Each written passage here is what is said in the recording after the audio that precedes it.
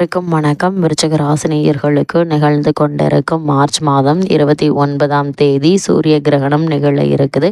இந்த சூரிய கிரகணம் நிகழக்கூடிய இக்காலகட்டங்களில் விருச்சிக ராசினியர்களான நீங்கள் என்ன செய்ய வேண்டும், என்ன செய்யக்கூடாது, என்ன செய்தால் என்ன மாதிரியான நன்மைகள் எல்லாம் ஏற்படும் என்பது குறித்தான முழுமையான பதிவை தான் இந்த வீடியோவில் நம்ம விரிவாக பார்க்க போகிறோம். அந்த வகையில் இந்த ஆண்டு ஒரே மாதத்தில் 2 கிரகணங்கள் நிகழ இருக்கு. சமீபத்தில் சந்திர கிரகணம் நிகழ்ந்ததை போலவே அடுத்ததாக சூரிய கிரகணமும் ஏற்பட இருக்குதுங்க. இந்த நாளில் நாம் என்ன செய்ய வேண்டும், எவற்றை தவிர்க்க வேண்டும், எந்த நாளில் எந்த நேரத்தில் கிரகணம் நிகழ உள்ளது என்பதை தெரிந்து கொள்ளலாம். அந்த வகையில் சூரிய கிரகணம் விஞ்ஞான ரீதியாகவும் ஆன்மீக ரீதியாகவும் பெரும் முக்கியத்துவம் கொண்ட ஒன்றாகும். கிரகணத்தின் போது பல மக்கள் அதை நேரில் காண துடிப்பதோடு பலர் பழமையான நம்பிக்கைகளை பின்பற்றுவதும் இயல்பான ஒன்றாகும். எனவே கிரகணத்தின் போது கடைபிடிக்க வேண்டிய சில முக்கிய வழிமுறைகள் மற்றும் தவிர்க்க வேண்டிய செயல்களை பற்றி தெரிந்து கொள்வோம். 2025ஆம் ஆண்டின் முதல் சூரிய கிரகணம் எப்போது என்று பார்க்கும்போது 2025ஆம் ஆண்டில் முதல் கிரகணம் மார்ச் மாதம் 13ஆம் தேதி நடைபெற்றது. முதல் கிரகணமே சந்திர கிரகணமாக அமைந்தது. இது பகுதி நேர சந்திர கிரகணமாக அமைந்தாலும்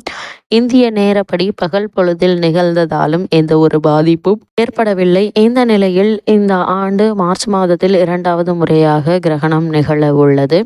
இது சூரிய கிரகணம் ஆகும். இது இந்த ஆண்டின் முதல் சூரிய கிரகணம் ஆகும். மார்ச் 29ஆம் தேதி சனிக்கிழமை நிகழ இருக்கு. இதை ஆசியா, வட அமெரிக்கா, ஐரோப்பா, ஆப்பிரிக்கா, ஆர்டிக் உள்ளிட்ட உலகின் சில பகுதிகளில் காண முடியும் என தெரிவிக்கப்பட்டுள்ளது. இந்தியாவில் கிரகணம் ஏற்படும் நேரம் என்ன என்று பார்க்கும்போது இந்திய நேரப்படி பகல் 2:20 மணிக்கு துவங்கி மாலை 4:17 மணிக்கு உச்சமடைந்து மாலை 6:13 மணிக்கு நிறைவடைய உள்ளதாக சொல்லப்படுகிறது. இந்த சூரிய கிரகணம் இந்தியாவில் காண முடியாது என சொல்லப்படுகிறது.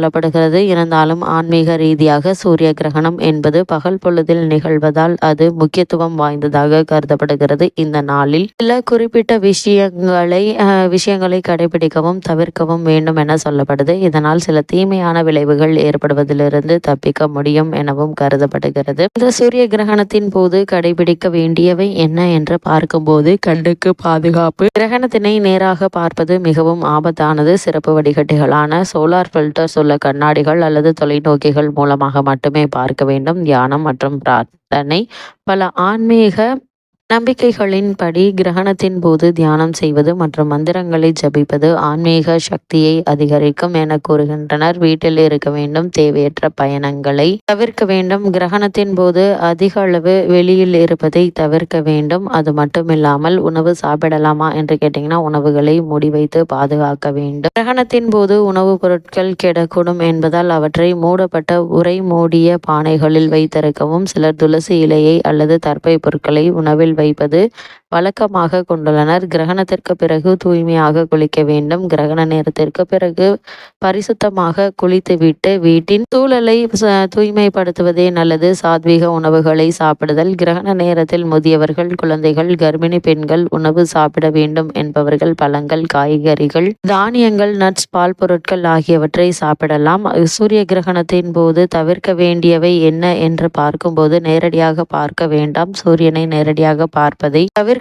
வேண்டும். இதனால் கண்களுக்கு பாதிப்பு ஏற்பட வாய்ப்புகள் உண்டு. கர்ப்பிணி பெண்கள் தவிர்க்க வேண்டியவை. கர்ப்பிணி பெண்கள் கிரகணத்தின் நேரத்தில் வெளியில் செல்வதை தவிர்ப்பது நல்லது. ஏனெனில் இதனால் குழந்தைகளுக்கு பாதிப்பு ஏற்படலாம். கிரகண நேரத்தில் உறங்க வேண்டாம். கிரகணத்தின் போது உறங்குவதை பலர் தவிர்க்கிறார்கள். ஏனெனில் அது உடல் மற்றும் மனச்சோர்வை அதிகரிக்கக்கூடும் என நம்பப்படுகிறது. அதேபோல் சாப்பிடக்கூடாது. கிரகணத்தின் போது சமைத்த உணவுகள், வெங்காயம், பூண்டு, அசைவம் ஆகியவற்றை சாப்பிடுவதை தவிர்க்க வேண்டும். இவைகள் உடலுக்கு தீங்கினை ஏற்படுத்தும்.